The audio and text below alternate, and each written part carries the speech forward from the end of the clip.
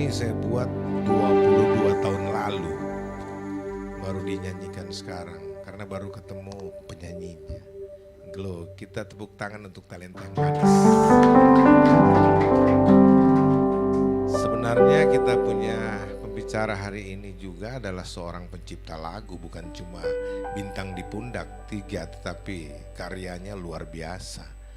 Orang yang cinta Tuhan selalu ada kreasi untuk kemuliaan Tuhan. Amin. Puji Tuhan, sekali lagi kita beri kemuliaan bagi Yesus Tuhan. Saudara siap diberkati Tuhan? Kita akan dengarkan firman Tuhan yang saya yakin pasti amat sangat menguatkan kita. Kita membutuhkan rema yang langsung lahir dari hati orang-orang yang dikasihi Tuhan, yang ingin menyatakan secara murni apa yang menjadi kehendak Tuhan di zaman di mana kita hidup saat ini. Namun sebelumnya kita tentu minta pertolongan Tuhan. Kita mau berdoa dulu supaya Roh Kudus bekerja bagi kita semua, ya. Mari kita satukan hati, kita berdoa. Bapa Surgawi yang baik, kami mengucap syukur karena anugerah-Mu yang berlimpah menjadi bagian kami sampai saat ini. Kami ada di rumah Tuhan karena topangan rahmat dan anugerah-Mu yang selalu baru setiap hari. Itu sebabnya kami sungguh bersyukur, memuji, memuliakan Engkau Yesus Tuhan. Karena segala kebaikan dan kasih setia-Mu terus saja berlaku hari lepas hari. Sekarang dan sampai selamanya tak akan pernah berhenti. Terutama bagi anak-anak yang Kau kasihi. Kami senang bersukacita karena ada di rumah Tuhan.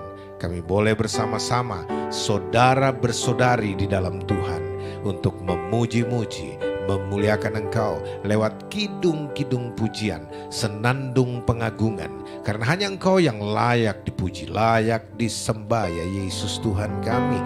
Dan kami bersyukur hari ini kami mendapat kesempatan untuk ada di hadirat-Mu yang indah. Tuhan, biarlah semua puja-puji, hormat dan kemuliaan yang dipersembahkan bagi-Mu itu boleh memperkenankan hati-Mu ya Bapa. Dan saat ini tiba saatnya kami akan mendengarkan suara-Mu lagi lewat pemberitaan firman yang akan disampaikan oleh hamba-Mu yang kekasih, yang telah Kau hadirkan di tempat ini, Bapak Komjen Dharma Pongrekun, yang sungguh mengasihi Engkau, sungguh mencintai Engkau dalam pekerjaan tugasnya. Hanya nama-Mu yang dia tinggikan, dia muliakan. Itu sebabnya pakailah hamba-Mu ini Tuhan, dengan pengurapan yang ada dalam dirinya Tuhan, supaya sungguh-sungguh apa saja yang menjadi isi hati Tuhan disampaikan. Biar semuanya boleh terbuka. Apa-apa saja yang Kau mau supaya kami lakukan, bahkan kami hidupi di new era saat ini, saat-saat yang sangat dekat di mana Kau akan segera kembali lagi untuk mengangkat orang-orang kudus-Mu. Ya Tuhan, sebelum kami mendengarkan firman-Mu, bukalah terlebih dahulu pikiran setiap kami, agar dengan pikiran yang terbuka kami dapat mengerti firman-Mu, kitab suci-Mu, tatkala itu disampaikan sebentar oleh hamba-Mu. Terangi juga mata hati setiap kami, agar dengan mata hati yang terang kami dapat mengerti, memahami dengan baik dan benar akan indahnya kekristenan yang Kau anugerahkan bagi kami. Lalu kawal kami dengan roh hikmat dan wahyu-Mu, supaya kami dapat bertumbuh dewasa di dalam pengenalan akan Tuhan, supaya kami mengenal Yesus satu-satunya Tuhan yang benar. Dan berikanlah segala hikmat dan pengetahuan yang benar kepada kami, agar kami dapat mengetahui kehendak-Mu dengan sempurna. Karena tanpa karunia-karunia itu kami pasti akan tersesat. Tapi kami percaya Engkau ada di tengah-tengah kami, Roh-Mu ada di dalam kami, sehingga kami pasti akan menerima penggembalaan yang benar, penggembalaan dengan pengetahuan dan pengertian akan kebenaran firman-Mu, sehingga ketika kami menerima kebenaran-Mu itu, kebenaran itu yang memerdekakan kami. Kami siap untuk mendengar firman-Mu, tentu dalam bimbingan, pimpinan, tuntunan Roh Kudus-Mu. Dan hanya di dalam nama Yesus Kristus Tuhan kami sudah berdoa. Haleluya, haleluya. Semua kita yang siap diberkati berkata, amin. Kita beri kemuliaan bagi Yesus Tuhan. Haleluya. Puji Tuhan. Hambanya Pak Dharma Pongrekun, Komjen kita berkenan hadir dan kita bersuka cita. Setiap anak-anak Tuhan juga harus wajib untuk share apa yang Tuhan taruh di hatinya. Dan itu sebabnya ada berita penting yang akan disampaikan. Kita berdoa supaya jangan kita kehilangan satu pun mutiara kebenaran itu untuk disampaikan. Nah, saudara-saudara yang kekasih, memang dunia saat ini ada dalam ketakutan. Kenapa banyak orang takut sekarang? Takut buat ini, takut buat itu, takut ke sana, takut kemari. Ketakutan yang paling besar itulah sebenarnya musuh kita dibandingkan COVID-19. Nah, bagaimana kita bisa menang dari ketakutan itu? Hambanya akan menyampaikan itu. Mari, hambanya yang terkasih, luar biasa. Ini sahabatku dalam Tuhan, luar biasa. Kita beri kemuliaan dulu bagi Yesus Tuhan.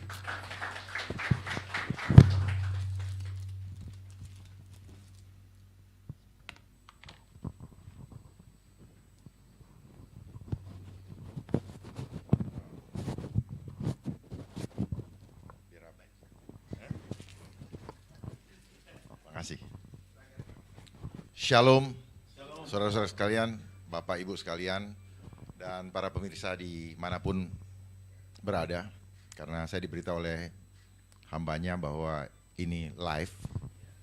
Saya berharap kesempatan saya pertama kali ini untuk menyampaikan secara live bisa disiapkan hati dan pikiran, dan tolong kalau ada yang punya catatan, tolong dicatat. Kalau ada yang mau foto, silakan foto pakai handphone masing-masing, karena apa yang saya sampaikan kemungkinan ini jarang dipahami oleh banyak orang. Dan apa yang disampaikan oleh hambanya bahwa saat ini kita sedang berada di dalam keadaan yang penuh dengan ketakutan dan banyak yang kehilangan jiwanya sia-sia hanya karena kebodohan. Saya sampaikan seperti ini, kenapa? Karena saya berbicara dari perspektif iman kepada Kristus.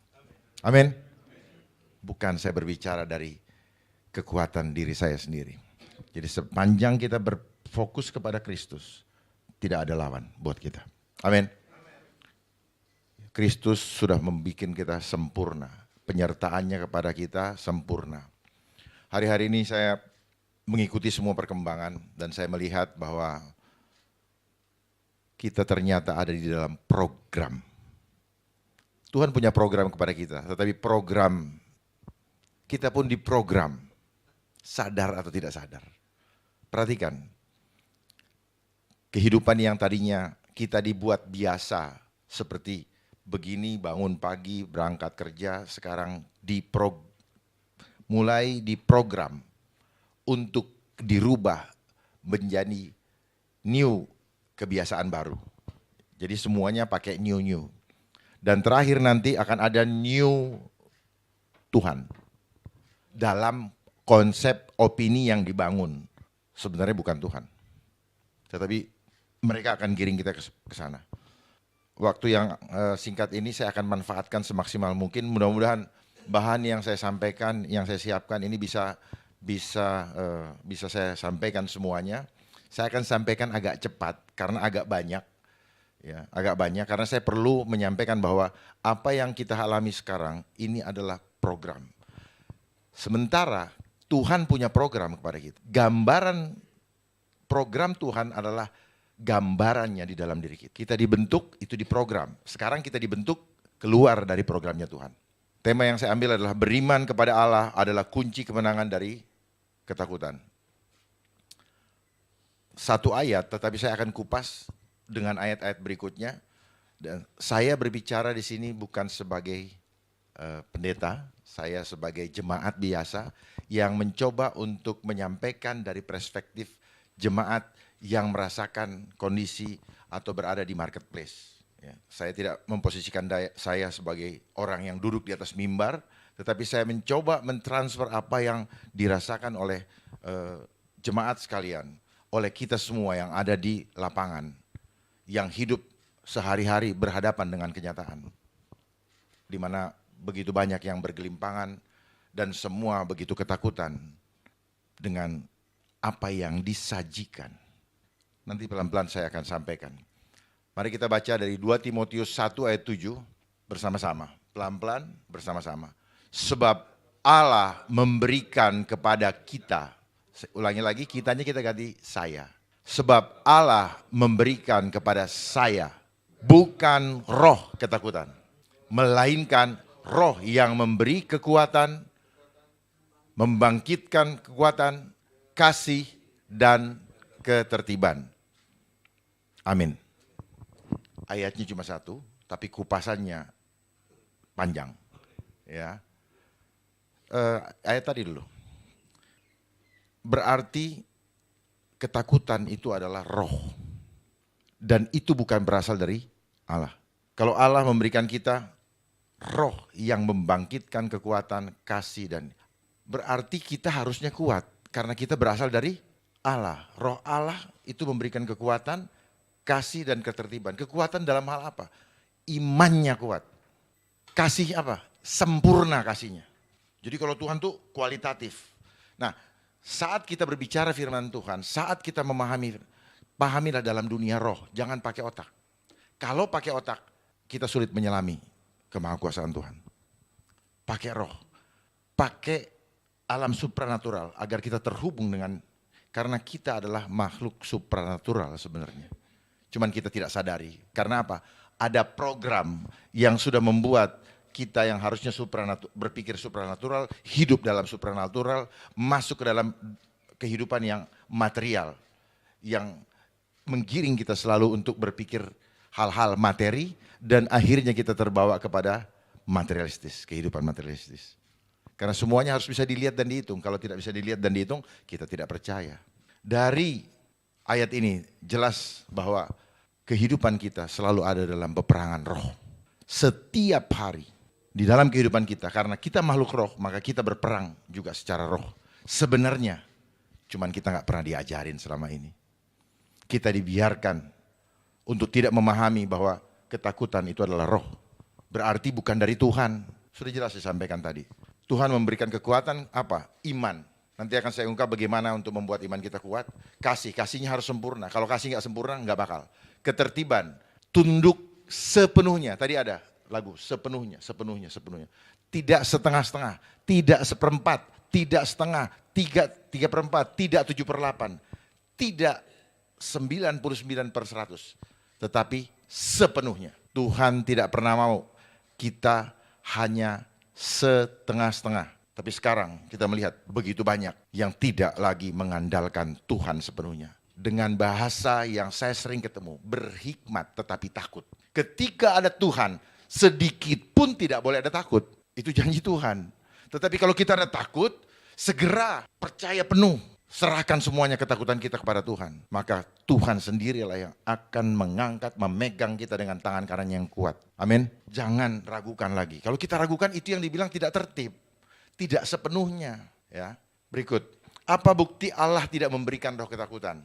Roma 8 ayat 15. Sebab kamu tidak menerima roh perbudakan. Lihat, orang yang takut itu adalah orang yang diperbudak. Kita lihat sekarang, di mana-mana banyak sekali orang yang diperbudak. Oleh apa? Oleh promosi ketakutan. Ya. Apa yang ditakut-takutin? Mindsetnya. Yang dilawan gak kelihatan, tetapi takut. Hebat ya? Karena apa?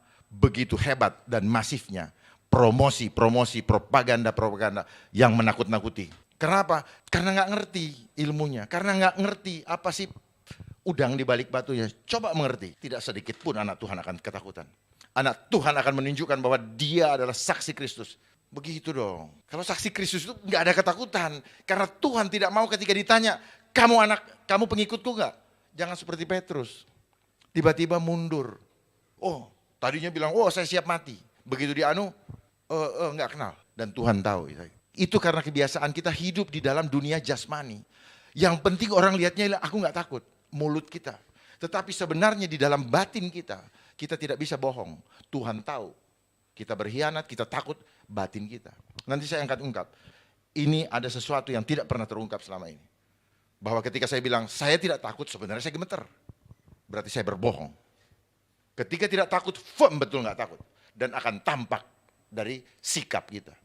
Yang membuat, saya lanjutkan, yang membuat kamu menjadi takut lagi. Jadi sebab kamu tidak menerima roh perbudakan yang membuat kamu menjadi takut lagi. Tetapi kamu telah menerima roh yang menjadikan kamu anak Allah.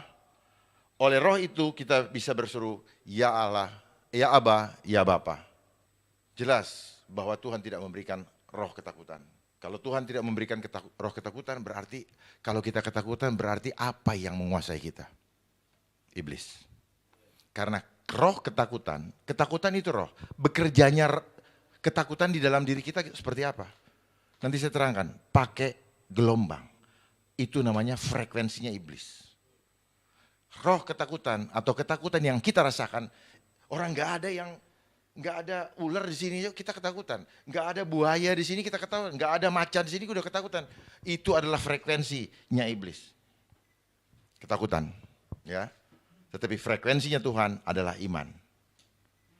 Jadi kalau orang yang takut pasti tidak beriman. Kalau orang yang takut pasti kasihnya tidak sempurna. Kalau orang yang takut berarti tidak sepenuhnya tunduk kepada Kristus. Jelas, makanya itu tadi di 2 Timotius 1 ayat 7 sudah disampaikan. Saya berikutnya lagi. Maaf saya sampaikan dengan cara saya. Karena saya tidak belajar, tetapi seperti inilah saya memahaminya. Kita tidak perlu pakai logika untuk memahami firman Tuhan. Cukup, artinya kita tidak perlu terlalu banyak berteori, ada di sini semua. Sesuai, jadi nggak pakai akal-akalan saya. Nggak pakai doktrin-doktrinan. Pakai aja apa yang Tuhan mau. Berikutnya, apa bukti kita menerima roh Allah? 1 Korintus 6 ayat 19. Atau tidak tahukah kamu bahwa tubuhmu adalah bait Roh Kudus yang diam di dalam kamu, Roh Kudus yang kamu peroleh dari Allah dan bahwa kamu bukan milik kamu sendiri. Belakangan ini kita disibukkan dengan berbagai pendapat, silang pendapat yang banyak justru membuat masyarakat atau jemaat menjadi galau karena bingung menentukan sikap. Saya cuma mau memberikan clue di sini, silahkan pahami betul-betul. Ada slide berikutnya. Saya mau kasih gambaran di sini, bagaimana ini tubuh kita. Tubuh kita diberikan roh Allah. Tuhan memberikan roh. Kalau nggak ada roh Tuhan, maka tidak hidup. Lalu setelah roh ini hidup, tubuh manusia ini hidup, barulah muncul jiwa. Jadi jiwa muncul setelah adanya roh. Nah, roh ini yang dihidupi oleh Tuhan, oleh roh Tuhan adalah sel. Dalam bahasa Ibrani T-sel. Lihat sekarang banyak orang pakai seluler itu T-sel. Itu roh dalam bahasa Ibrani. Artinya apa? Gambar, citra, dan imajinasi. Jadi Tuhan menciptakan kita serupa dengan gambarnya, itu di sel kita. Nah, ini yang diganggu. Makanya peperangan kita dengan peperangan hidup kita adanya di jiwa. Kalau tubuh itu hanya refleksi daripada apa yang ada di jiwa kita. Jadi kalau tubuh kita bukan milik kita lagi, maka setiap kita akan memperlakukan tubuh kita. Kita harus minta izin sama yang punya. Amin. Amin enggak? Jadi tidak ada yang berhak kepada tubuh kita, siapapun juga kecuali Tuhan. Amin. Jangan pernah kita berpikir untuk mengintervensi kedaulatan Tuhan di dalam kehidupan kita, siapapun orangnya, siapapun. Jangan pernah kita mengintervensi. Apalagi karena kita takut mati atau ditakut-takutin mati. Lalu mencoba mencari cara lain untuk mengintervensi, mendelay kuasa Tuhan di dalam hidup kita. Tuhan marah. Ya, ini yang saya bilang tadi, tidak tertib.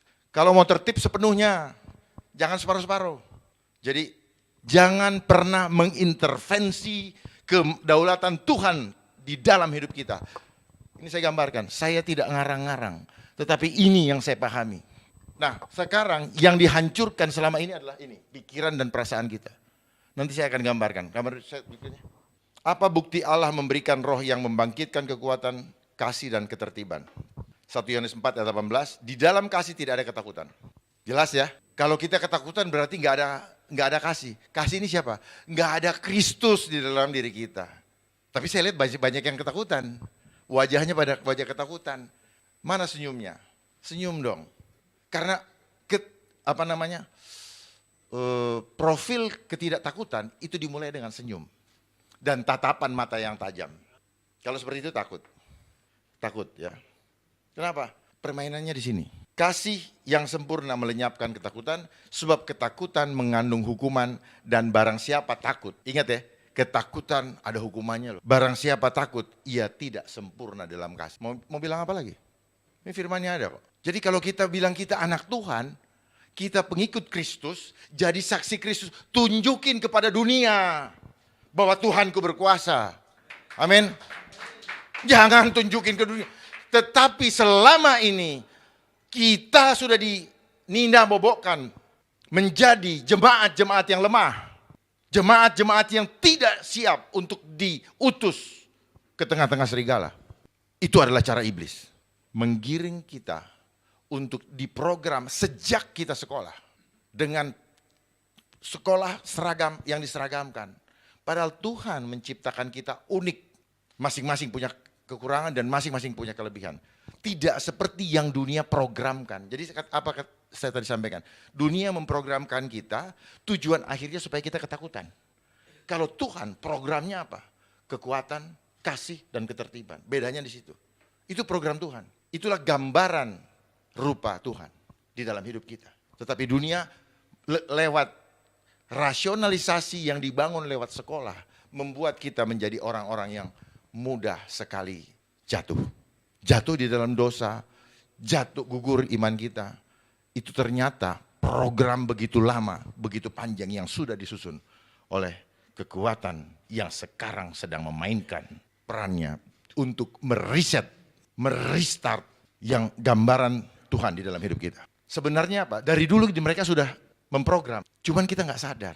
Kita berpikir betul kita harus sekolah, iya sekolah. Tetapi porsi sekolah kita tidak sebanding dengan kebutuhan yang kita ingin. Kita adalah makhluk supranatural. Kita adalah orang-orang yang memerlukan kecerdasan spiritual, bukan intelektual. Dengan kita mempunyai kecerdasan spiritual, kita tidak terlalu tergantung kepada hal-hal jasmani, makanan jasmani. Kita tidak akan tergantung dengan uang. Karena kekuatan supranatural bisa hanya berkata, jadi, maka jadilah. Amin. Ini yang membuat kita selama ini tidak sadar bahwa kita sudah digiring untuk selalu berharap bahwa tanpa uang kita nggak bisa hidup. Termasuk saya. Saya pun tidak paham. Akhirnya dari dulu saya berpikir dunia ini begitu gelap. Terlalu luas, terlalu berat untuk dilampaui. Karena kita digiring hanya untuk menggunakan akal, logika kita yang logika ini bagus. Tetapi masalahnya logika yang dibangun dunia hanyalah logika yang terbatas kepada apa yang kelihatan mata. Yang material. Itulah yang menyebabkan kita menjadi orang-orang materialis. Kita selalu berhitung. Dari sekolah kita diajar angka. 1, 2, 3, 4, 5, 6, 7, 8, 10. Sehingga kalau ada yang nilainya 10 akan menganggap kita yang nilainya 5. Itu rendah. Dan itu menjadi kebiasaan yang direkam di mana? Direkam di dalam sel kita. Direkam di sel. Sel ini adalah inti kehidupan selama manusia hidup. Jadi kalau orangnya katanya sakit, katanya sedih, sebenarnya selnya yang lagi rusak. Nah sel inilah yang selama ini, selama bertahun-tahun dirusak. Sel inilah yang tadi saya bilang adalah gambaran. Gambaran Tuhan, citra Allah, imajinasi Allah di dalam tubuh manusia, di dalam kehidupan. Itulah sel. Bahasa Ibraninya T-cell. Lihat seluler yang ada sekarang, semua pakai T-cell. Kenapa? Dialah yang sekarang sedang ngerjain kita semua. Ada tulisan saya kemarin bahwa handphone, gadget itulah yang sedang menghancurkan kita. Dia bisa kontrol dari jauh. Dia senyum-senyum saja. Yang bodohnya kita keluarkan uang, kerja, sampai kredit untuk beli alat ini, dan alat ini ngontrol kita. Hebat nggak tuh mereka? Luar biasa. Kita nggak sadar. Tetapi seperti itulah caranya. Karena kita senang dibikin eksis. Cepret, share. Dan anonymous, orang bisa ngomong apa aja dipikir tidak ketahuan. Akhirnya ketangkap, loh ketangkap juga. Ya, bisa ngomong apa saja. Oh, alat ini bisa cari uang. Bisa ini, uang. Makanya Tuhan bilang, akar segala kejahatan adalah cinta akan uang. Dengan mengejarnya, banyak orang yang sudah menyimpang dari imannya dan mengalami berbagai duka gara-gara uang. Ini yang dia bangun, giring kita. Jadi sel ini penting sekali. Sel ini kalau bahasa dunianya subconscious, alam bawah sadar. Tetapi kalau saya bicaranya apa? Ini adalah alam supranatural. Sesuatu yang nggak bisa dilihat mata, itu adalah supranatural. Dia bermain di situ, iblis bermain di situ, sehingga kita tidak sadar bahwa kita sedang dikerjain. Ini yang dihancurkan, sel kita. Sel ini kalau dirusak dari dulu, juga dengan makanan-makanan yang kita konsumsi, obat-obatan yang kita yang diproduksi dari kimia buatan, itu merusak sel. Saya buka di sini. Itu merusak sel dan merusak karakter hidup kita. Merusak karakter hidup kita. Karena kalau sel kita rusak, organ kita rusak, maka karakter kita akan rusak. Nanti saya akan sampaikan ya di slide berikutnya, saya sudah siapkan supaya kita paham. Apa dampak ketakutan? Ayub 3 ayat 25. Karena yang kutakutkan, itulah yang menimpa aku, dan yang kucemaskan itulah yang mendatangi aku. Amin. Jadi yang mana kita mau pilih? Udah Tuhan jelas sampaikan bahwa roh ketakutan bukan dari Tuhan. Kenapa kita jadi takut? Sudahlah, paling jelek mati. Dan siapkan diri kita untuk menghadapi kondisi seperti itu. Jangan terlalu berpikir yang muluk-muluk. Karena saat ini adalah saat di mana Tuhan meminta kepada kita untuk memilih. Segera tentukan pilihan. Sebelum nanti kita disuruh pilih oleh dunia. Tentukan pilihan saat ini. Jangan tunggu sudah didesak. Tentukan pilihan itu dan siapkan diri kita dengan pilihan yang akan kita ambil. Kalau mau ikut dunia, ya sudah, nggak usah banyak pusing. Tapi kalau mau ikut Tuhan, siapkan diri kita untuk menjadi the armor of God. Amin. Jangan main-main. Ini kita bukan berhadapan dengan hal-hal yang kecil lagi. Kita cuma berhadapan dengan yang sedang mau balas dendam kepada Tuhan. Dia lagi revenge. Kenapa? Semua yang sering main serang itu adalah rohnya yang sedang revenge. Yang sedang mau balas dendam kepada Tuhan. Kenapa? Karena dia mau mempermalukan Tuhan. Bahwa engkau keliru, engkau salah, sudah memilih manusia sebagai yang kau kasihi. Jangan ngecewain Tuhan. Tuhan sedih kalau kita kecewain. Bersama Tuhan kita akan kuat. Jangan coba sedikit pun tadi, jangan kecewakan Tuhan. Dia lagi revenge ini. Dia mau nyatakan kepada Tuhan, kau salah, sudah memilih manusia. Lalu kitanya ikut-ikutan, benar-benar kita kecewain Tuhan. Aduh, saya nggak tahu itu angka 144 itu yang ada di Alkitab, apa betul itu. Jangan-jangan betul cuma sedikit. Jangan-jangan, karena memang nggak gampang. Terlalu gampang kita dihancurkan. Karena kita diprogram dari kecil, kita diprogram. Orang tua kita yang mendidik kita juga diprogram dari kecil. Sehingga kita ngikutin sekolah, kita pikir benar. Betul memang saya juga melewati itu semua. Tetapi setelah saya lewatin, ternyata ini hanya membuat saya menjadi orang sombong, saya tidak berdaya, saya menjadi orang ketakutan ketika menghadapi hal-hal yang supranatural. Tetapi kita merasa hebat dengan gelar-gelar yang diberikan oleh sistem yang ada. Padahal sekolah ini apa? Sekolah sistemnya mereka. Coba perhatikan, kenapa sekolah dasar 6 tahun? Kenapa sekolah lanjutan juga 6 tahun? Dan ada yang kuliah juga selalu harus 6 tahun. Kenapa harus angka 6? Apakah ini kebetulan? Saya yakin tidak. Kita diprogram untuk seturut dengan apa yang diinginkan oleh si ular tua. Saat ini banyak orang yang susah menerima kebenaran. Kenapa? Karena ada kekuatan yang sedang bermain di atas. Yang tidak bisa dilihat oleh kita-kita yang hanya melihat dengan mata jasmani. Ala ular besar yang sedang mau mengendalikan dunia ini. Dia berusaha untuk membuat kita sungguh-sungguh ketakutan. Jadi kalau kita ikutin, kita masuk di dalam frekuensinya dia. Bagaimana cara dia merusak frekuensi Tuhan, terus bisa dia intervensi? Saya kasih tahu. Cara dia merusak seperti ini. Jadi ini frekuensi dari Tuhan di sel kita. Cara dia merusaknya apa? Dia rusak lagi selnya. Jadi sel ini penerima, dia juga receiver.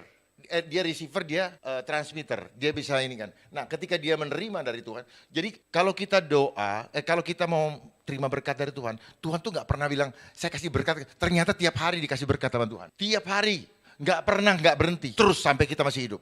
Karena kita ini adalah wujud daripada karya kemuliaan Tuhan. Tuhan ingin kita berkarya, menunjukkan kemuliaan Tuhan di dalam dunia ini. Makanya dikasih kelengkapan sama Tuhan. Kitanya yang tidak manfaatkan itu karena kita nggak ngerti. Receiver ini ibarat kalau ada handphone, kalau ada power bank, ini power bank, ada kabelnya, handphone kita. Nah, tempat masuknya apa namanya? Ya, konektor itu, penerimanya itulah sel. Nah, kalau ini rusak, gimana mau nerima kekuatan dari Tuhan? Gak bisa. Karena ilmu elektronik ini itu belajar dari sel tubuh manusia. Berinteraksi dengan alam sel orang lain, alam semesta dan dengan Tuhan. Selalu berinteraksinya secara ini, secara apa namanya? Secara frekuensi. Jadi kita kan tidak ada kabel yang menghidupi kita sehingga kita tetap bisa berjalan. Tetapi ada frekuensi.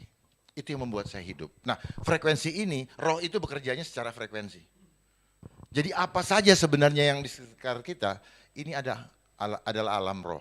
Ini. Lihat sekarang di mana-mana. Jadi inilah yang diperebutkan oleh iblis, jiwa kita. Sistem bekerjanya, dan sel ini jugalah yang menyampaikan kepada Tuhan apa saja yang kita kerjakan di dunia ini. Nih, langsung, real time. Dia transmit. Makanya sel ini dicontoh oleh telekomunikasi. Nah, bagaimana banyak orang yang ketakutan? Jadi caranya apa? Lewat media-media, ini sengaja membangun opini secara berulang-ulang yang ditangkap oleh tubuh, oleh sinyalnya oleh otak. Seperti begini, kalau misalnya kita menyukai sesuatu, dari mata turun ke hati. Apa yang turun? Gak ada yang turun secara fisik kan. Tetapi ada gelombang, ada roh. Nah, roh itu tadi, gelombang tadi diterima oleh sel di dalam tubuh kita, lalu diolah oleh sel. Kemudian disajikan dalam bentuk pikiran, perasaan, dan kehendak. Balik lagi ke slide yang tadi. Pikiran, perasaan, dan kehendak. Jadi terbentuknya ini. Setelah jadi pikiran, jadi diolah oleh sel, baru sel itu menyajikan pikiran, pikirannya, gini. Jadi begitu. Jadi apa yang ditampakkan ke kita terus itu sebenarnya apa? Cara membuat kita kayak apa ya? Menerima gambaran supaya apa? Nanti setelah jadi pikiran dan perasaan, kita mulai berimajinasi, imajinasi atau beriman. Nah, bagaimana kita mau beriman? Beriman belum tentu kepada Tuhan loh. Beriman belum tentu kepada Allah. Bisa kepada hal yang menakutkan tadi, bisa kepada materialistis tadi, bisa kepada apa saja. Belum tentu ke Tuhan, beriman. Jadi hati-hati dalam menggunakan, saya orang beriman. Beriman apa dulu? Karena beriman kepada Allah berarti kita serupa, kita mengimajinasikan gambar Allah di dalam kehidupan kita. Bersyukur kita, anak-anak Tuhan, punya gambaran bagaimana Yesus pernah disalibkan dan ada gambar-gambarnya sehingga kita berimajinasi. Bagi sahabat-sahabat kita yang tidak punya gambaran Allah, sulit untuk berimajinasi, sulit mereka untuk beriman. Disinilah caranya, disinilah cara memprogram. Dari gambaran Allah, dia bangun gambaran lain yang membuat kita sulit untuk memahami Allah. Lanjut, balik yang ke tadi. Ya, jadi gini, tubuh menerima dari alam semesta dan ini yang buatan. Ada yang dari alam semesta, ini yang buatan. Yang buatan itu yang sedang terjadi dan disiapkan dari dulu. Mereka punya kekuatan 6 media terbesar di dunia yang merelay semua, tentunya pakai uang. Tentunya yang merelay dapat duit. Semuanya karena uang. Kenapa mereka kejar uang? Karena ada angka-angkanya. Dan angka-angka itulah yang diberikan pemahaman sejak kita sekolah dulu. Kalau nggak ada angkanya, dibakar tuh uang. Mereka sudah membuat sistem angka. Dan angka itu biar disenengin harus bernilai, lalu dibuatkan bank. Dari bank tadi, bank angkanya tinggi, happy. luar biasa dan bahkan sombong mungkin. Angkanya rendah, mulai rendah diri dan stres. Statistik angka kematian dikasih, ketakutan. Ternyata iman manusia di dunia itu ditentukan oleh angka. Saya rasa jemaat di sini bukan ditentukan oleh angka, tetapi bukan karena melihat, tetapi karena percaya. Amin. Tolong dipahami betul-betul. Dan bagikan kepada sahabat-sahabat yang kita temui di luar. Jangan sampai banyak yang jiwa yang terhilang dengan sia-sia. Tidak berperang, tidak ngapa-ngapain. Tahu-tahu karuan kan kalau berperang. Tetapi inilah peperangan roh namanya. Setiap hari adalah peperangan roh. Perang-perang yang lain mah itu sebenarnya perang-perang yang dibikin. Karena di baliknya ada duit. Kalau nggak ada duit, nggak ada yang mau perang. Duit itu memang yang bikin orang perang. Ya. Dan selalu ada panitianya. Selalu ada panitianya. Biasa kan kalau mau kawinan orang selalu butuh event organizer.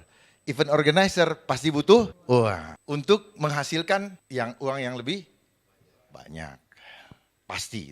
Jadi ini di sini kuncinya. Nah, kalau tampakan luar atau tubuh kita ini hanya refleksi daripada pancaran jiwa. Jiwa ini kayak proyektor. Nah ini kan dipancarkan oleh proyektor nih. Nah itulah jiwa kita. Jadi jiwa kita ini. Nah tubuh kita inilah tubuh gambaran karena yang dipancarkan di sana. Jadi apa yang misalnya dirasakan sakit oleh dunia dibuat terminologi itu penyakit. Sebenarnya itu bukan penyakit. Diimani penyakit jadilah sakit. Jadi sebenarnya itu bukan penyakit. Itu adalah refleksi dari hanya rasanya yang kita bilang sakit. Tetapi itu adalah gambaran bahwa jiwa kita ada yang gak beres. Jiwa gak beres dari mana? Selnya lagi lemah atau rusak. Inilah yang mempengaruhi imun kita. Sel kita. Kalau sel kita kuat, gak ada yang bisa hancurin kita. Karena sel ini punya kekuatan supranatural kepada Tuhan. Tiba-tiba Bapak bisa terbang. Tiba-tiba Bapak bisa bilang, itulah yang dibilang apa? Tuhan tuh selalu. Makanya sering-seringlah perkatakan firman Tuhan. Firman itu pelita bagi kakiku, terang bagi. Kita gak akan terantuk. Karena ketika kita bicara tentang firman Tuhan, ada roh, ada kekuatan surgawi ke dalam kehidupan kita. Amin. Praktekkan ini, jangan cuma amin. Kalau kita praktekkan, ini pasti akan terbukti. Karena ketika berbicara firman Tuhan, ada roh di situ. Roh yang memberikan kekuatan, roh yang memberikan kasih, roh yang memberikan roh ketertiban. Kalau kita cuma ngomong-ngomong aja, terus menerus, bukan cuma sekarang, terus naik mobil, nyalain lagu-lagu firman Tuhan. Dengerin firman Tuhan. Mau tidur dengerin firman Tuhan. Besok bangunnya beda. Jangan isi telinga kita dengan gosip. Ini yang saya maksud. Jangan isi mata kita dengan hal-hal yang buruk. Jangan dengarkan hal ini yang memprogram kita. Ini ada rohnya. Mendengar, mencium, mendengar. Itu dia pakai ilmu itu. Kita suruh dengar terus. Dan alat yang dipakai oleh mereka adalah gadget. Supaya ini selalu ada di muka kita.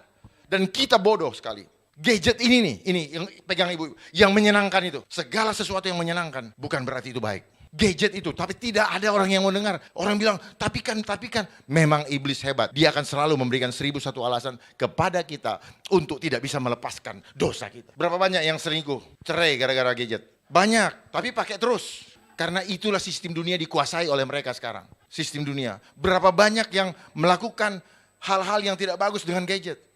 Kita pernah semua melakukan, karena apa? Kita dibodohi. Kan gak ada yang lihat, dia ngelihat. Yang punya sistem itu ngelihat, dia udah kayak Tuhan. Dia catat kita punya dosa. Di mana? Di data centernya. Data center itu adalah tempat mencatatnya dosa kita yang ada di gadget. Tetapi sel ini melaporkan dosa kita yang dicatat di surga. Sel. Apa yang dicatat? Catatan jiwa kita. Karena jiwa ini ketika selnya mati, tubuh jasmani mati, jiwanya hilang, catatannya sudah di print out di surga. Tinggal nanti kita tunggu kapan kita paham ya? Semoga ini bisa memberikan pemahaman nanti dan cara mereka selalu apa?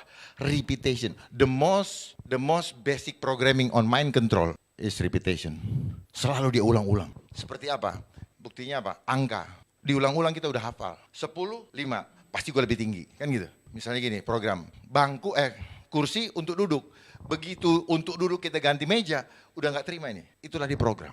Jadi sel kita ini sama persis. Bukan sama persis, ditiru oleh mereka, sekali lagi mereka, karena mereka yang hebat. Tiru dan gak pernah dibuka bahwa sel kita ini seperti pita kaset. Merekam semua sel.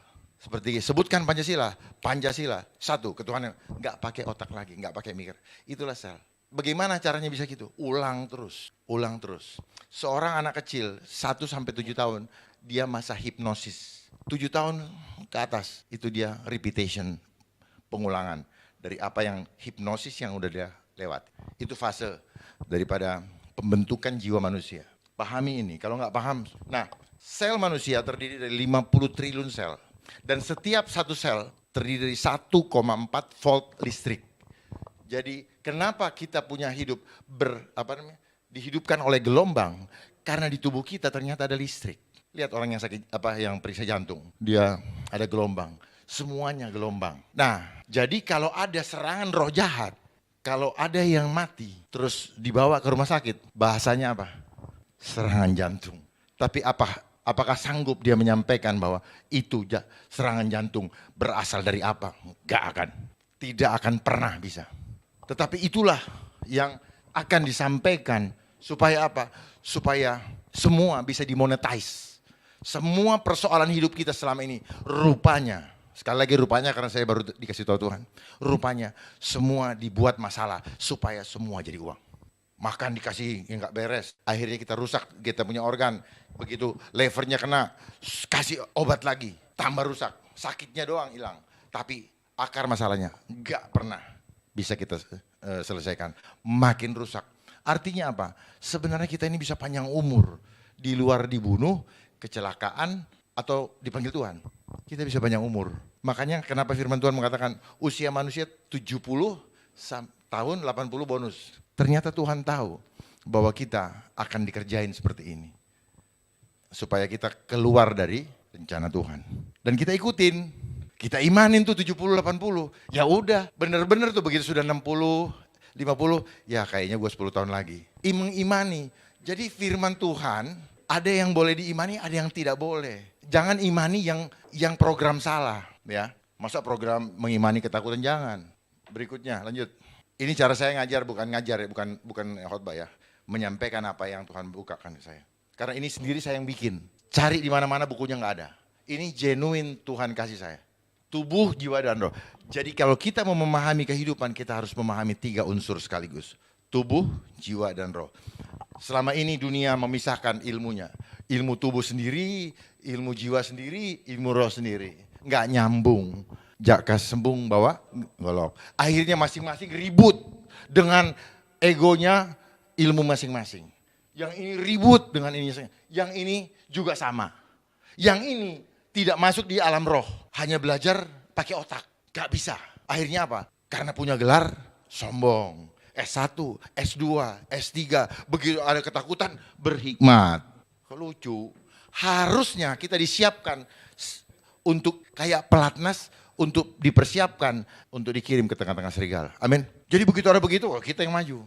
Jangan begitu ada ini, kita juga ikut mendelep. Perhatikan, ada hal yang memang harus kita perhatikan. Banyak orang menjadi takut mati karena tidak mengerti. Karena mati adalah alam supranatural, dunia yang misteri.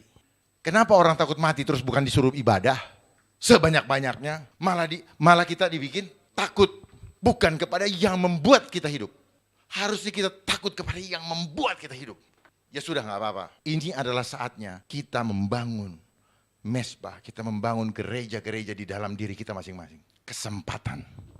Sebelum waktunya tiba, kita diperhadapkan kepada pilihan yang sangat sulit. Saatnya kita untuk mempersiapkan diri, membangun mesbah masing-masing. Karena apa? Apa yang kita selama ini andalkan, entah itu organisasi atau apapun juga, tidak akan menyelamatkan kita. Atau apa yang tertera di dalam KTP kita, tidak akan bisa menyelamatkan kita. Kita justru dibuat dikotomi, kita justru dipisahkan dengan saudara-saudara kita yang lain. Seolah-olah kita yang hebat, kita anak Tuhan. Enggak, semua anak Tuhan. Keliru. Inilah cara dunia membangun organisasi-organisasi yang hanya apa? Menyombongkan masing-masing, memfitnah satu dengan yang lain. Yang Tuhan sama sekali tidak mau. Hancurnya dunia ini gara-gara tidak bersatu. Coba kita bersatu, iblis takut. Tetapi itulah cara strategi iblis untuk membuat kita terpisah-pisah. Coba bersatu semua. Wow, karena Tuhan maunya apa? Kita bersatu. Bukan seperti sekarang, merasa hebat. karena katanya anak Tuhan. Ini terminologi-terminologi yang dibuat berdasarkan doktrin-doktrin dunia yang menggiring kita menjadi orang-orang yang tidak mulia di depan mata Tuhan. Semuanya mulia kok. Kawan-kawan atau saudara-saudara yang di seberang juga itu mulia kok. Mereka juga dibikin bingung dengan doktrin-doktrinnya. Kita juga dibikin bingung dengan berbagai doktrin-doktrinnya. Saya berbicara netral karena saya bukan dari pendidikan apapun juga. Kawan kita yang Buddha yang mana sama. Ya, tugas kita bukan menyelamatkan jemaat saja. Semua yang lahir dari Tuhan. Kita berasal dari Allah. Tetapi dunia ini sudah dikuasai oleh si jahat. Kita semua berasal. Kita siapa? Semua. Seolah-olah cuma kita yang anak Tuhan. Keliru Pak Pendeta. Keliru. Ini yang membuat kenapa tidak aman dunia ini. Karena sudah dibangun konsep teori. Sebentar. Saya balik lagi sini. Tubuh, jiwa, dan roh. Jadi kalau rohnya kuat, iman kuat, selnya pasti kuat. Jadi ini selnya sentral. Bagaimana bisa menerima kuasa Allah kalau selnya rusak dalam tubuh kita? Ini misteri sekali, misteri tapi ini fakta. Jadi kalau selnya kuat, karena makan makanannya benar, karena tidak diracunin, tidak dirusak, maka pasti imannya ke Tuhan kuat. Ini iman otomatis. Hikmat juga datangnya kalau selnya bagus. Sel ini connect langsung ke Tuhan. Apa yang diperintahkan Tuhan kepada kita, sel ini yang menampung, menerima. Sampai di sini paham? Sel ini yang ini. Jadi kalau imannya kuat, pasti imun kuat. Sel ini sentral sekali. Iman ini di sel. Nah sel ini selama ini yang dirusak. Inilah sel gambaran Tuhan. Gambaran Tuhan di dalam tubuh kita, di dalam diri kita. Itu di sel. Bahasa Ibraninya itu T-sel. Gambaran, imajinasi, atau citra. Makanya image of God. Kalau orang beriman harus mengimajinasikan Tuhan di dalam benaknya, pikirannya. Kalau tidak, nggak bisa kita. Imajinasikan terus, makin lama makin tajam. Jadi ini semuanya permainan pikiran. Ini adalah peperangan pikiran. Mereka kasih imajinasi, wow gambar ini. Gambar apalah semua itu. Di mana-mana di seluruh pelosok. Supaya apa? Nancep di kepala kita. Itu gambaran yang kita diprogram. Coba nggak ada tuh gambar. Matiin televisi. Hilang dia tuh gambar. Taruh gambar Tuhan Yesus. Lebih baik televisi kita dikasih gambar Tuhan Yesus. Oh iya, nggak apa-apa. Gambar ilustrasi nggak apa-apa. Gambar ilustrasi itu cara memvisualisasikan. Mereka juga begitu, visualisasikan gambar-gambar yang banyak tajam-tajamnya itu. Apakah mereka lihat? Bohong, mereka nggak lihat. Boleh ditantang tuh, suruh lihat. Nggak ada mereka bisa lihat. Itulah yang saya bilang visualisasi. Ya, merasionalisasi sesuatu dengan cara visual yang tidak realita menjadi realita. Itulah yang cara membangun opini. Seperti kita membangun opini tentang Yesus, kita membangun opini tentang itu. Tetapi kalau yang tulus, yang kitanya nyaman, kitanya damai. Tetapi kalau nggak tulus, bukan dari Tuhan, kalau nggak kudus, pasti tidak membuat kita damai sejahtera. Karena ada kepentingan, ada firmannya kok, cuman nanti kalau buka panjang. Mementingkan diri sendiri, kepentingan-kepentingan, dan ada ketidakadilan. Berikutnya, bagaimana ketakutan dapat membinasakan kita? Hosea 4 ayat 6. Cuma satu kuncinya. Umatku binasa karena kekurangan pengetahuan. Pengetahuan tentang apa? Tentang firman Allah. Lanjut. Bagaimana ketakutan dapat membinasakan hidup kita? 2 Korintus 4 ayat 4. Apa dan siapa penyebab orang tidak percaya binasa? 2 Korintus 4 ayat 4. Yaitu orang-orang yang tidak percaya, yang pikirannya telah dibutakan oleh ilah zaman ini. Jadi begitu banyak sekarang yang terbutakan oleh ilah zaman ini. Apa ilah zaman ini? Banyak faktornya. Ada mamon, ada juga karena cari muka, ketakutan dengan kekuatan sistem, akhirnya pada tertutup dan mencari kenyamanan dunia, mempertahankan sesuatu yang sementara, ujung-ujungnya mati juga, bukan mencari kekekalan. Itu yang terjadi. Sehingga mereka tidak melihat cahaya Injil tentang kemuliaan Kristus yang adalah gambaran Allah. Nah, bagaimana cara dunia merubah kita, memprogram kita? Di sini, kita ini homo imago Dei, terus pecah jadi dua. Homo hominisisius dan homo homini lupus. Seharusnya kita berkembang ke arah homo homini socius. Manusia menjadi teman bagi manusia lainnya. Tetapi dunia memprogram kita menjadi homo homini lupus. Manusia menjadi serigala manusia yang lain. Enggak apa-apa mereka ini kan. Nggak apa-apa mereka merencanakan seperti ini. Tetapi kalau mereka merencanakan seperti itu, tetapi kita menyiapkan diri untuk diutus sebagai domba-domba ke tengah serigala, gak ada masalah. Pada saat seperti ini, kita akan sanggup menghadapinya dengan hati yang tidak takut dan gentar. Amin. Tetapi kalau kita tidak siap, gemeter. Orang gemeter nggak punya tenaga. Orang nggak punya tenaga pasti gubrak, pasti KO. Udah pasti. Lihat kehidupan kita. Kita dipisahkan. Padahal ada moto, bersatu kita teguh, bercerai kita runtuh. Sekarang dicerai-beraikan berarti kita siap-siap runtuh. Nah, kalau bersama-sama kita bergandengan tangan, maka kita akan kuat. Tetapi sekarang banyak fenomena di mana kita mulai diprogram tanpa sadar. Ya, bersalam-salaman saja sudah tidak mau. Ya, saya harus buka di sini. Kekuatan di sini. Ini ada kekuatan luar biasa yang pernah dicontohkan oleh Tuhan Yesus ketika dia baru keluar dari air dibaptis oleh Yohanes Pembaptis, diangkat seperti ini. Kalau kita bisa merasakan tangan kita, ini ada kekuatan seperti ketarik. Ini bisa berjam-jam tanpa capek. Karena saya tidak pakai kekuatan. Ada kekuatan Tuhan yang memegang. Dan saya merasakan itu. Jangan main-main dengan tangan ini. Karena tangan ini adalah untuk menerima dan memberi. Kenapa bukan kaki? Tangan ini. Dan tangan yang sama menerima kekuatan dari surga. Kenapa tenaga? Tidak ada juga di Alkitab suruh lipat tangan.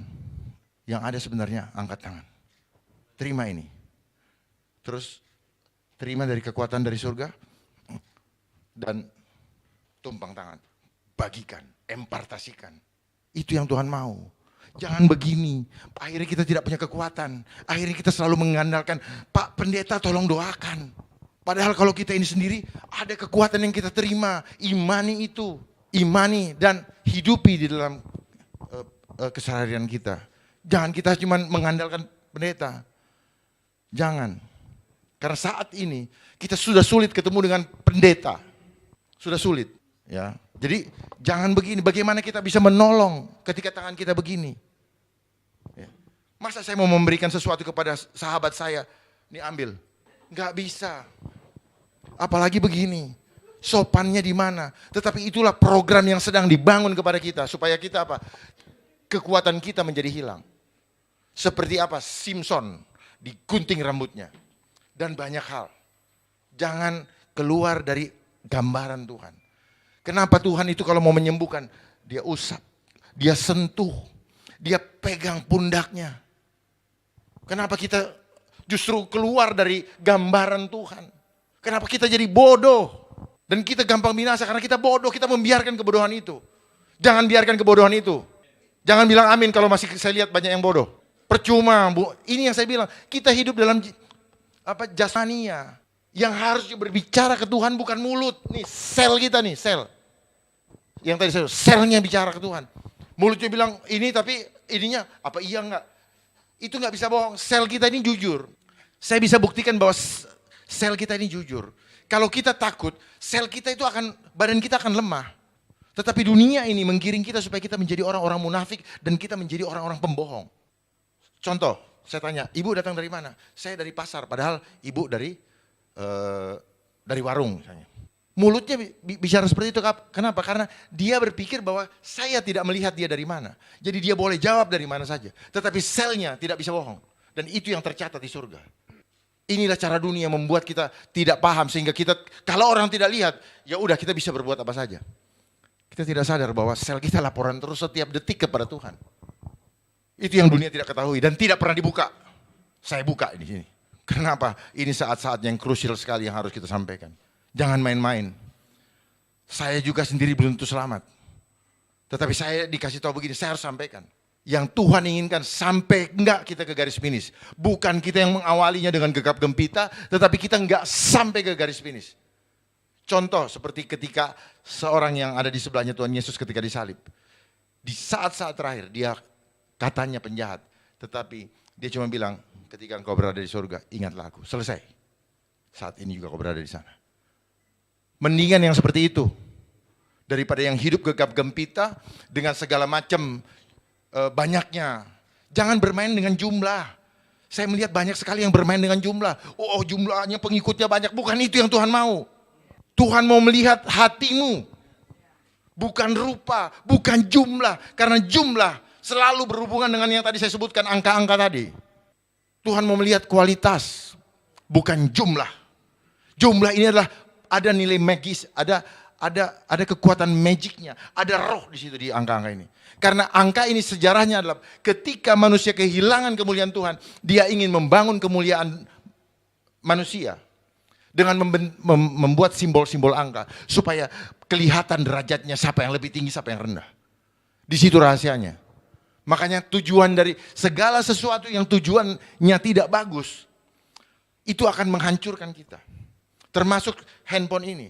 Pembuatnya kita nggak sadar bahwa dia punya maksud jelek, jahat kepada kita. Tapi dia akan promosikan hal-hal yang bermanfaat, yang kita rasakan manfaat. Padahal apa? Itu hanya cara untuk merayu kita. Supaya kita terjerat.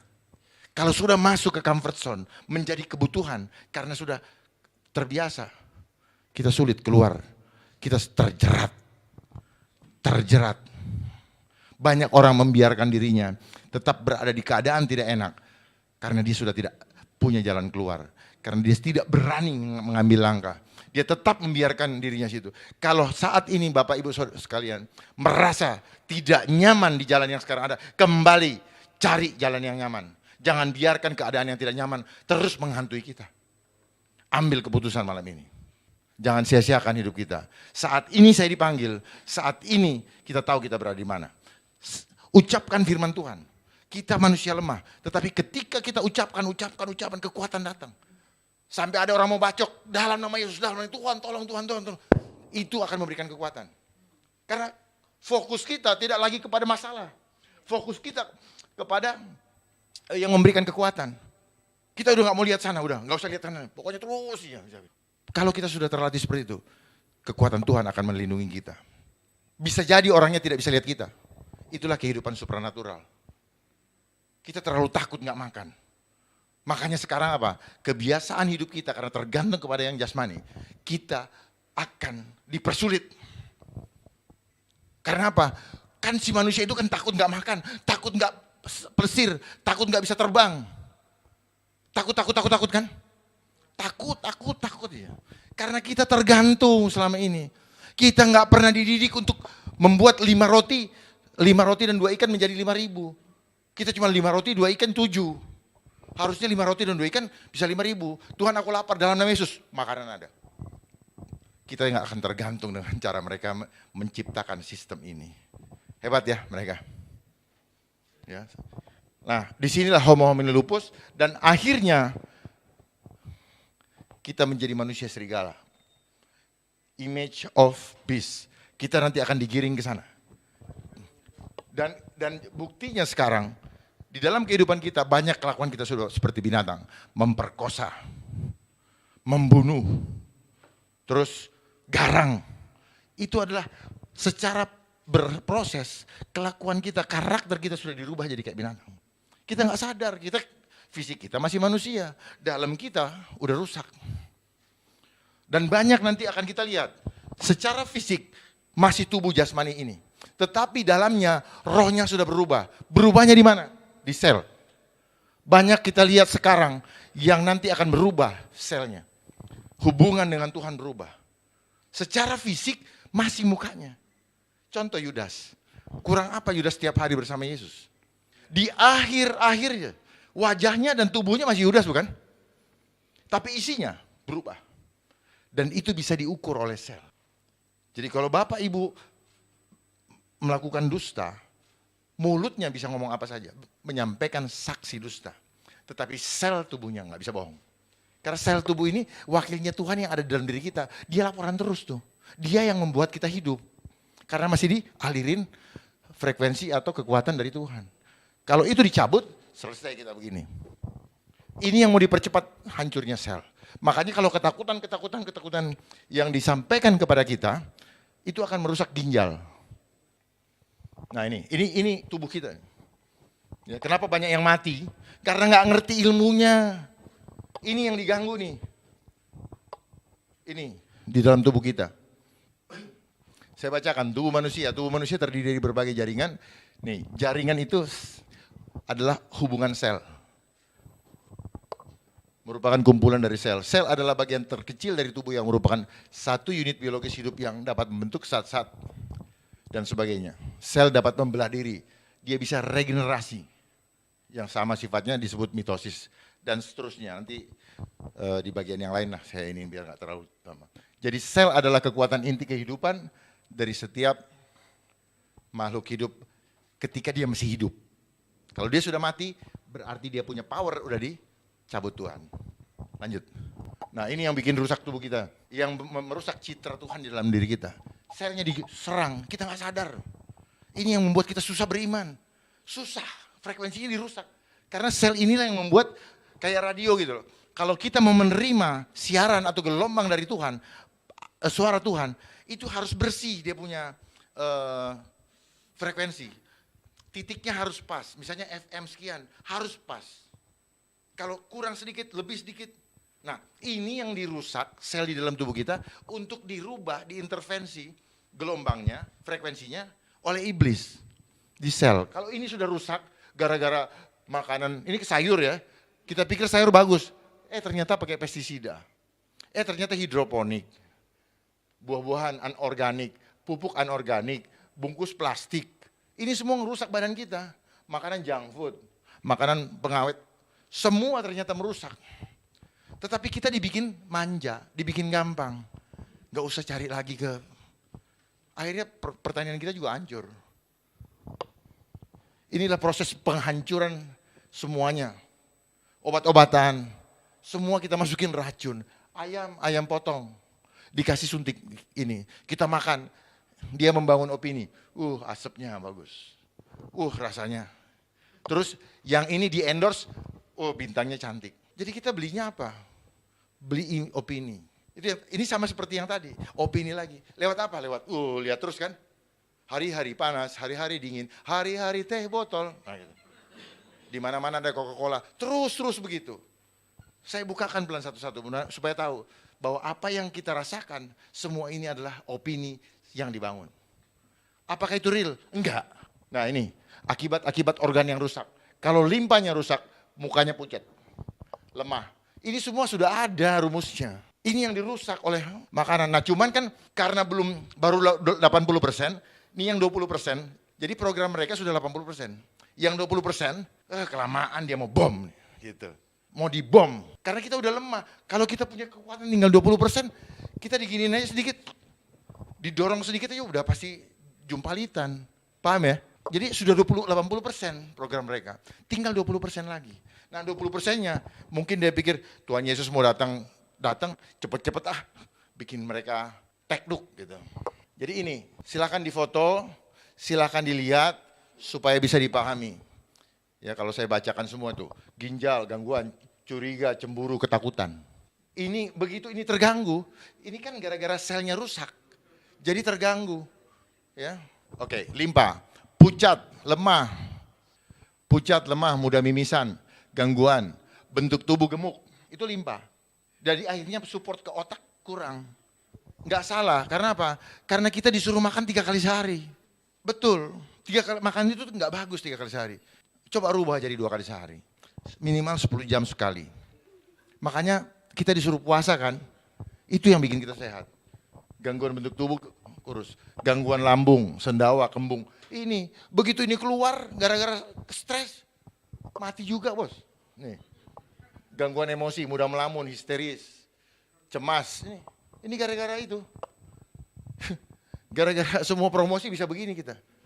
Terus ginjal, gangguan belajar, lupa, sulit konsentrasi, gangguan telinga, berdengung, vertigo, gangguan tulang, osteoporosis, sakit pinggang, lutut lemas, gangguan reproduksi, menurunnya gairah seks. Itu gara-gara ginjal. Makanya dihantam terus. Dan akhirnya muncul obat kuat. Loh, bener. Jadi gini, mereka membuat masalah, lalu dengarkan baik-baik. Mereka, ini bukan main-main loh. Mereka membuat masalah, lalu nanti masalah itu kita cari solusinya. Mereka kasih supaya terputar terus jadi duit, ngerti nggak? Supaya jalan industrinya. Inilah selama ini kita rusak gara-gara ini. nyeri hati, nyeri dan kaku saat bergerak, mudah nyeri leher, bangun tidur badan tidak segar malah pegal-pegal, nyeri lutut, saat naik turun tangga, nyeri tumit kaki, nyeri sendi, kaku sendi, kayak orang asam urat, itu gara-gara liver. Nah, gangguan emosi, jadi mudah terkejut, kemudian jantung, gangguan tidur, itu menjadi sulit gara-gara jantungnya ada gangguan, mudah mengigau, insomnia, susah tidur, staminanya turun, lesu, napas pendek, mudah capek, berdebar-debar. Gangguan emosinya apa? Ini mudah terkejut. Orang yang jantung juga pendendam. Kemudian paru-paru, gangguan kulit, kulitnya kusam, itu paru-paru. Tapi gangguan emosinya apa? Gampang sedih. Orang yang sedih itu gampang kena paru-paru basah, gampang kanker. Kulit kusam, tidak cerah, keriput, jerawat, kering, gangguan. Nah, ini semua kan ada obatnya nih. Ada solusinya. Supaya apa? Supaya jadi semua ujung-ujungnya ini. Jadi caranya mereka bekerja, bikin jadi masalah, lalu nanti muncul reaksi, lalu kasih solusi. Ini yang dibilang apa? Juru selamat palsu. Modelnya mirip, polanya sama, mudah dibaca. Anak-anak Tuhan harus cerdas membaca. Untuk cerdas, selnya harus bersih. Untuk bersih, perkatakan firman Tuhan setiap hari. Amin. Oke, lanjut. Siapa saja dan apa hukumannya bagi yang ketakutan? Wahyu 21 ayat 8. Tetapi orang-orang penakut tuh ya, orang-orang yang tidak percaya, orang-orang keji, orang-orang pembunuh, orang-orang sundal, tukang-tukang sihir. Saat ini sedang bermain banyak sihir-sihir. Iblis senang bermain dengan sihir. Penyembah berhala, dan semua pendusta, mereka akan mendapat bagian mereka di dalam lautan yang menyala-nyala oleh api dan belerang. Inilah kematian yang kedua. Saya cuma mau menekankan, penakut ternyata dosa. Karena kalau kita takut, maka tidak ada kasih. Jelas ya? Dosa loh. Jadi kalau dosa, terus kenapa dilakuin terus? Takut? Takut nggak? Buktikan dong. Kalau takut, gitu. Itu, amin. Berarti nggak takut. Saya bicara ada dasarnya, bukan saya bicara nggak ada dasarnya. Jadi jangan percaya kalau tanpa argumentasi yang kuat. Jadilah penemu-penemu dari sesuatu opini yang dibangun, tetapi bisa dipertanggungjawabkan. Jangan selalu mengikuti terhadap apa yang ada di buku yang sudah mereka siapkan. Itulah cara untuk membuat kita tidak pernah bisa memahami hal di luar itu. Kita bikin tulisan harus ada footnote-nya. Enggak selalu. Seolah-olah kalau tidak ada footnote enggak resmi. Enggak apa-apa. Jadilah Einstein baru. Jadilah penemu-penemu baru. Percaya diri.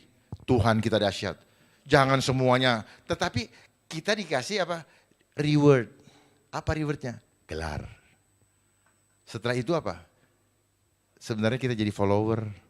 Hanya dikasih seragam. Demen ya. Ya, itulah caranya dunia. Selalu ada award, ada, ya pokoknya gitulah, dikasih yang gini. Supaya apa? Supaya orang pengen sana. Sehingga kita lupa waktu untuk Tuhan. Kita harusnya mencontoh di Finlandia. Dia punya sekolah itu cuma 3 jam sehari.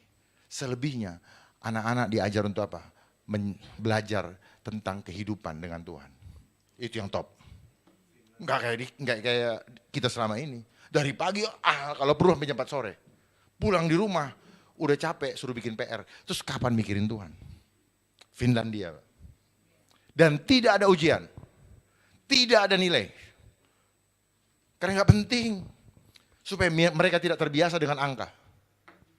Karena angka itu yang membuat sombong. Gue lebih pintar lu. Lu nggak gini. Itulah cara mendidik jiwa manusia menjadi nggak bagus. Saling mengejek, saling ngebully. Ya. Seperti hoax sekarang yang 10 tahun belakangan ini marak. Itu cara mereka menciptakan opini. Untuk membangun bahwa hoax berita ini. Sekarang ketika mereka mau bermain, yang benar dibilang hoax, dibolak-balik. Itulah tipu muslihat iblis. Ya, harus cerdas melihat tipu muslihat iblis. Saya sudah selidiki. Tetapi apa karena mereka punya kekuatan media, mereka akan mendominasi penyampaian berita sesuai dengan maunya mereka. Sayangnya tidak pernah bisa untuk mereka perdebatkan atau buktikan. Kenapa? Dia pegang. Dan orang tidak bisa lagi protes kebenarannya di mana. Seolah-olah mereka memegang kebenaran absolut. Padahal kebenaran absolut cuma ada di dalam Tuhan. Amin. Tanpa di luar Tuhan, semua ada embel-embel.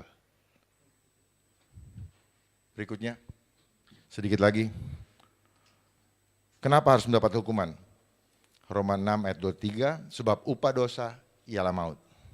Tetapi karunia Allah ialah hidup yang kekal dalam Kristus Yesus Tuhan kita. Berikutnya, siapakah Kristus Yesus? Kolose 1 ayat 15-16, Ia adalah gambaran Allah. Ia adalah gambar Allah yang tidak kelihatan. Berarti gambar Allah itu kita disuruh membayangkan Allah lewat kehadiran Yesus. Kita harus, waduh, yang lain-lain mereka nggak punya gambaran, makanya mereka kemana-mana gitu loh. Itu makanya imajinasi itu, gambar itu ya imajinasi. Ini yang harus kita pahami.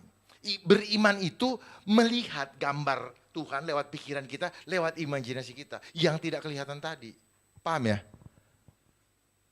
Makanya mereka juga mempromosikan sesuatu dengan dikasih terus ke muka kita supaya kita lihat dan kita percaya. Padahal itu adalah cara mereka membuat opini supaya kita terimajinasi dengan apa yang mereka inginkan. Luar biasa mereka. Semuanya ada uang di balik itu. Karena yang kerjanya juga dapat duit. Hoax ini ada yang dapat duit. Itu. Sudah mulai terbuka kan? Karena di dalam Dialah telah diciptakan segala sesuatu yang ada di sorga dan yang ada di bumi, yang kelihatan dan yang tidak kelihatan. Baik singgasana maupun kerajaan, baik pemerintah maupun penguasa. Segala sesuatu diciptakan oleh Dia dan untuk Dia. Artinya tidak boleh tidak untuk Dia. Amin. Kalau tidak untuk Dia berarti itu adalah kekuatan di luar Dia. Harus firm. Jangan main-main, harus firm. Siapkan keputusan dari saat ini untuk menghadapi keadaan yang tidak kita harapkan. Tetapi kita udah tahu, itu pasti terjadi. Karena itu adalah penggenapan firman Tuhan. Jangan ditolak, tetapi minta kepada hikmat kepada Tuhan. Supaya Dia sendiri yang menuntun kita, apa yang harus kita kerjakan. Caranya, selnya harus bersih. Selnya harus bersih, berarti kita takut akan Tuhan. Hikmat adalah permulaan takut akan Tuhan. Tidak takut akan Tuhan, gak akan pernah dapat hikmat.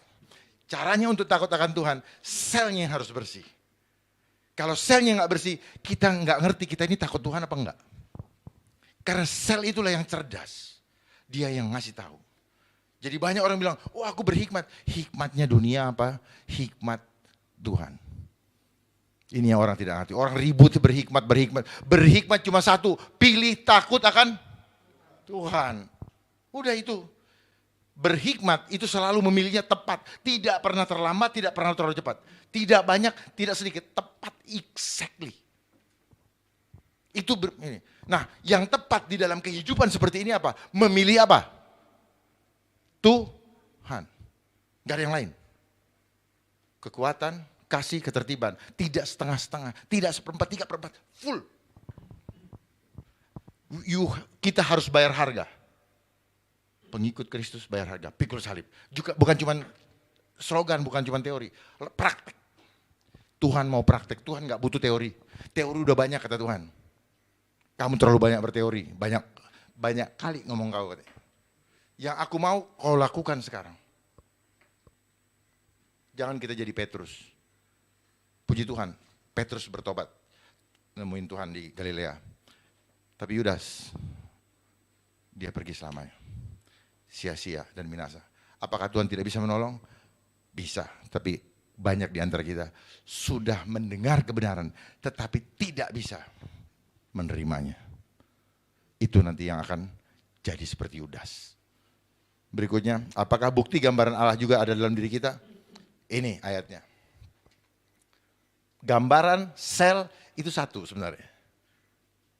Ini yang dirusak sama iblis. Sudah sejak lama, karena kalau selnya kuat, kita jadi manusia sakti. Kita bisa terbang, kita bisa berjalan seperti Yesus di air. Seperti tadi saya gambarkan. Bisa jalan di air, karena selnya cerdas. Selnya terhubung dengan sana, itu nggak butuh makanan fisik. Itu yang membuat kita tuh ditakut-takutin, karena apa? Kalau lu nggak ikut begini, lu nggak bisa makan.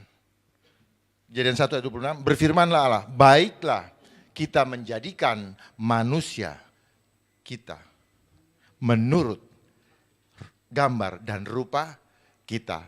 Terjemahan yang baru diganti kami. Oke kita, pengertian kita kenapa banyak? Bukan Bapa, Putra dan Roh Kudus. Tetapi Allah Bapa Yahweh bersama dewan kerajaan surga, malaikat-malaikatnya. Setiap mengambil keputusan penting, Allah Bapa selalu membicarakannya, merundingkannya dulu. Begitu. Ya. Supaya mereka berkuasa, supaya kita berkuasa. Atas ikan-ikan di laut, dan burung-burung di udara, dan atas ternak, dan atas seluruh bumi, dan atas segala binatang melata yang merayap di bumi. Jadi tujuannya apa? Kita berkuasa, bukan kita dikuasai. Engkau akan menjadi kepala, bukan ekor. Jadi kepala itu apa? Penguasa dunia. Harusnya. Tetapi karena kita rusak gambaran Allah, kita yang dikuasai. Kenapa kita tidak mampu? Ya karena kita digrogoti sel kita, kekuatan sel kita. Kekuatan sel inilah yang dibilang, kalian tidak usah berdoa bertele-tele. Karena rohmu akan menyampaikan sendiri.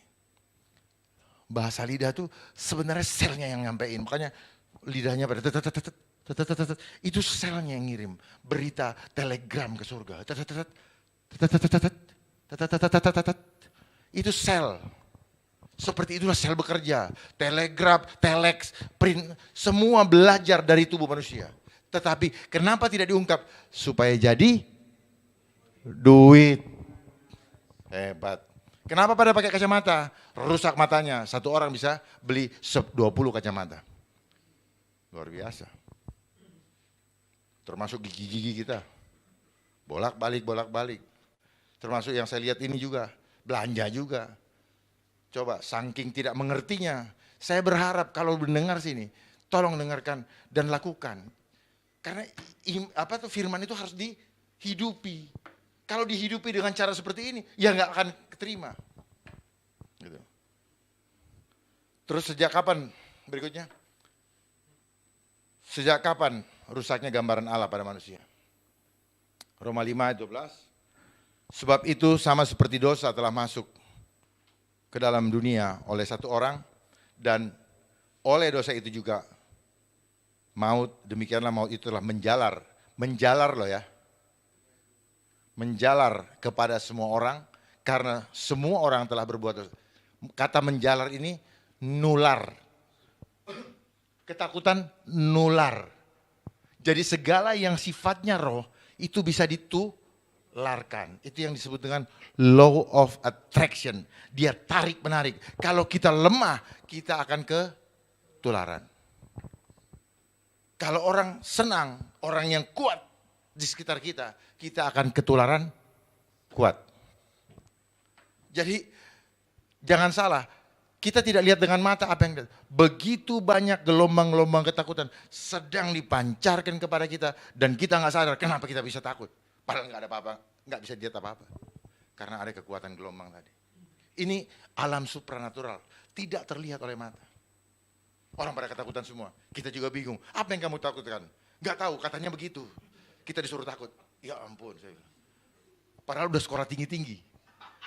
Jadi buat apa gelar yang kita gelar itu berarti apa? Hanya iming-iming supaya membuat kita apa? Terlena. Kita nggak tahu bahwa kita itu sebenarnya orang lemah. Kasihan kan orang tua kita mengeluarkan uang, pergi kerja untuk sekolahin kita. Ternyata kita hanya jadi manusia-manusia yang lemah dan mempermalukan Tuhan. Gambaran Tuhan dalam diri kita udah rusak gara-gara mamon yang kita kejar. Karena kalau tidak punya uang, kita tidak bisa makan. Kalau tidak bekerja, kita tidak dapat uang. Kalau tidak sekolah, saya tidak bisa melamar pekerjaan. Dan seterusnya. Inilah cara dunia memprogram kita. Sehingga orang bilang, wah bahwa kita harus mengikuti ini semua. Berikutnya, apa akibat rusaknya gambaran Allah pada manusia? Roma 3 ayat 23. Karena semua orang telah berdosa dan telah kehilangan kemuliaan Allah. Makanya dia bikinlah angka-angka nilai-nilai kuantitatif supaya dia bisa mempermuliakan. Nggak penting dapat uang dari mana. Mau mencuri, mau hasil korupsi, mau menggelapkan. Kita semua jadi korban pemahaman itu. Yang penting ada angka. Kenapa? Ada sesuatu yang kita ingin dapatkan. Oh, harga diri. Oh, segala macam. Status, penghormatan manusia. Bukan penghormatan Tuhan. Yang kata manusia luar biasa, di mata Tuhan adalah kebodohan. Sadari itu. Jadi orang tua pahami, penting enggak? Yang penting sekarang cari Tuhan. Kita sudah banyak terhabis waktu kita untuk mencari dunia.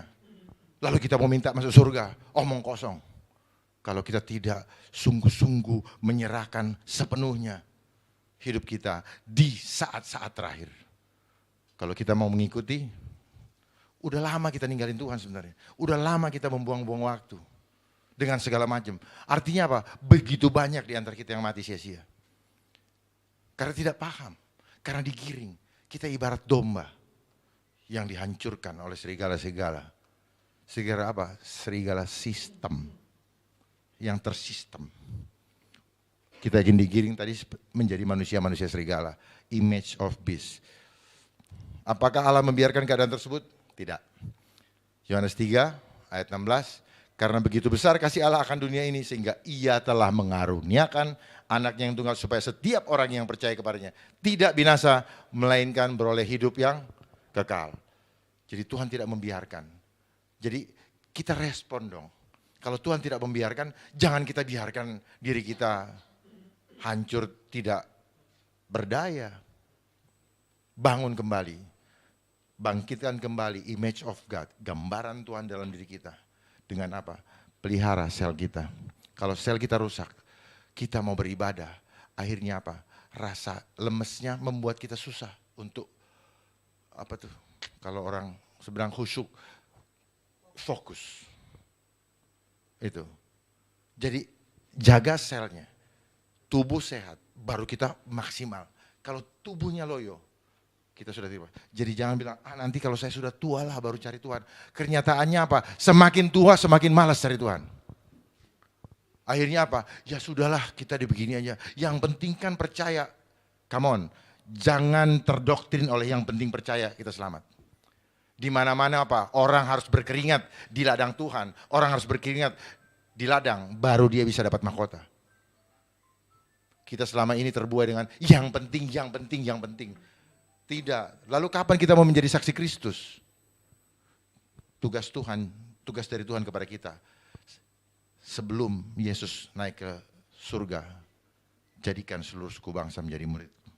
Baptislah mereka dalam nama ini. Dan aku akan menyertaimu sampai kepada akhir zaman. Dan kenapa pesan dan tugas yang mulia itu disampaikan setelah Yesus bangkit? Artinya apa? Kita akan dijaga karena apa? Tuhan Yesus sudah dapat kuasa. Amin. Dapat kuasa artinya kita juga berkuasa untuk membawa jiwa-jiwa kepada Tuhan. Tetapi yang terjadi saat ini, jiwa-jiwa sedang direbut untuk dibawa, dipersembahkan kepada iblis. Jangan sampai banyak organisasi yang menjadi seperti itu. Tuhan marah. Ya. Tuhan suruh bawa jiwa-jiwa, malah jiwa-jiwa dibawa ke sana. Gitu. Kenapa? Kalau ngajar takut berarti bawa ke sana. Titik. Karena frekuensi ketakutan bukan dari Tuhan. Selesai. Tidak usah banyak argumentasi. Apakah tujuan Allah mengaruniakan anaknya bagi kita? 1 Yohanes 5 ayat 13, semuanya itu kutuliskan kepadamu supaya kamu yang percaya kepada nama anak Allah tahu bahwa kamu memiliki hidup yang kekal. Gampang tuh. Supaya kita tahu semua itu ditulis untuk itu. Masa kita nggak percaya? Percaya dong Pak. Kalau nggak percaya, aduh, mata kita melihat tapi mata kita nggak lihat dong. Pandanglah ada Tuhan di hadapanmu. Pandanglah ada Tuhan di sebelah kananmu. Maka engkau tidak akan pernah ketakutan. Tuhan ada di sebelah kanan kita. Cuman kita tidak melatih sel kita untuk melihat itu. Firman Tuhan ada di sini loh. Ada di masing-masing kita loh. Berarti kita nggak usah takut. Itu ya. Jadi di dalam alam supranatural sebenarnya Tuhan ada di sebelah kanan kita. Kita aja nggak lihat. Karena mata kita sudah tertutup. Kita hanya terbiasa melihat batunya. Kita nggak diajar melihat udangnya. Kita sering tertipu oleh udang di balik batu. Kita hanya melihat rupa. Padahal rupa ini bisa menipu rasa. Makanya iklan Fuji Color mengatakan apa? Tidak seindah warna aslinya. Don't judge the book by the cover. Itu semua karena apa? Karena kita suka di ini rupa. Kita suka memperbaiki yang kelihatan. Dan segala macam. Tetapi dalamnya kita tidak bersihkan. Outer beauty-nya kita pelihara. Inner beauty-nya kita tidak pelihara. Kalau inner beauty tidak pelihara, itu cuman sekilas. Begitu gini, langsung dia kayak rumput. Langsung layu. Akhirnya harus cari duit terus untuk mempercantik diri. Padahal kalau dari dalamnya bagus, akan terpancar keluar. Cantik. Itu yang Tuhan mau. Tuhan tidak melihat rupa, tapi Tuhan melihat hati. Hati itu apa? Jiwa. Selama ini kita dibikin bingung. Yang mana sih hati? Hati itu lever, hati apa? Atau yang jantung. Gambar jantung dibilang hati. Kan membingungkan kan? Mereka juga yang bikin kita bingung. Padahal hati itu ada di jiwa. Itulah yang disebut dengan perasaan. Itu. Ya, tapi ya udahlah jadi duit lagi. Ada Valentine Day, kirim-kirim hati, emoji dan sebagainya. Ya, berikutnya sedikit lagi.